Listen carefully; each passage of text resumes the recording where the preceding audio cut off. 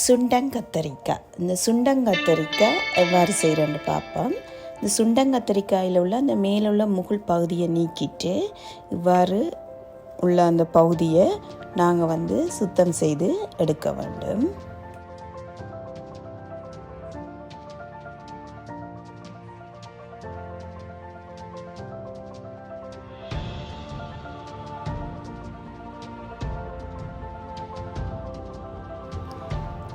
சுத்தம் செய்து எடுத்த பிறகு நாங்கள் உப்பு போட்டு கழுவணும்.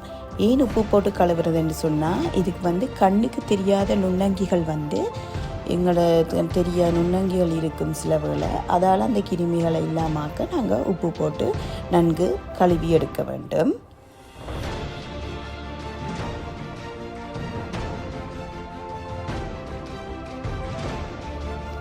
சுண்டங்கத்திரிக்காய் நாங்கள் இவ்வாறு கழுவி எடுத்த பிறகு ஒரு சிறிய உரல் ஒன்றில் போட்டு குத்தி எடுக்கணும். சுண்டங்காயை வெட்டக்கூடாது, இவ்வாறு குத்தி தான் சமைத்தல் வேண்டும்.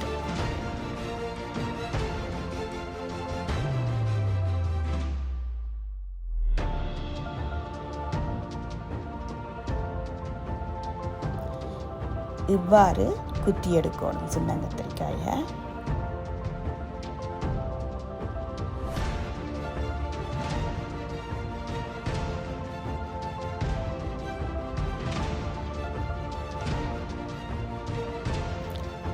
சுண்டங்கத்திரிக்காய் சமைப்பதற்கு நாங்கள் நல்லெண்ணெய் பயன்படுத்துவது நல்லம்.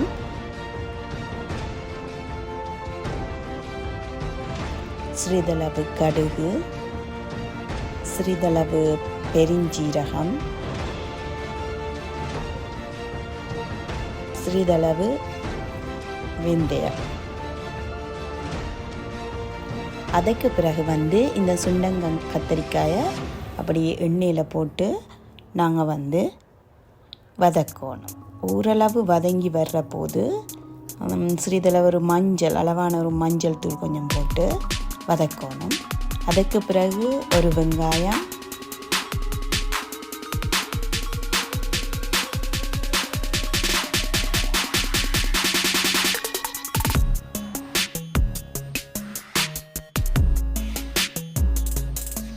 உள்ளி இவையெல்லாம் போட்டு நல்லாக வதக்கணும்.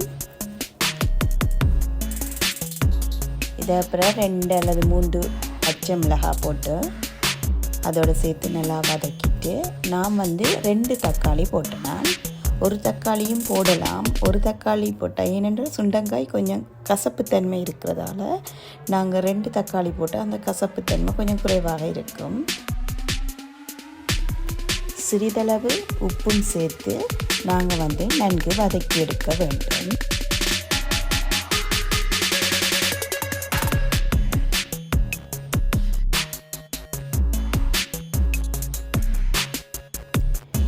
நன்கு வதக்கி எடுத்த பிறகு கறி மிளகாத்தூள் சேர்க்கணும். 2 அல்லது 3 டேபிள் ஸ்பூன் கறி மிளகாத்தூள் சேர்த்து அதுக்குள்ளே பழப்புளியும் சேர்த்து நல்லா மிக்ஸ் பண்ணணும், கலந்து விடணும்.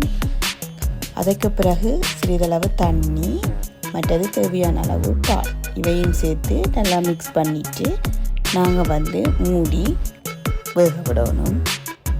மூடி வேக விட்ட பிறகு சுவையான சுண்டங்கத்தரிக்காய் கறி ரெடி ஆயிடும்.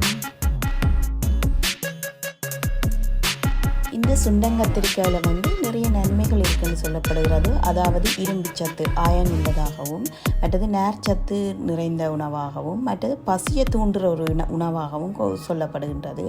இது உடலில் உள்ள அந்த குடல் புழுக்கள் மற்றும் வயிற்று தொடர்பான பிரச்சனையும் நீக்கிறதாக சொல்லப்படுகிறது.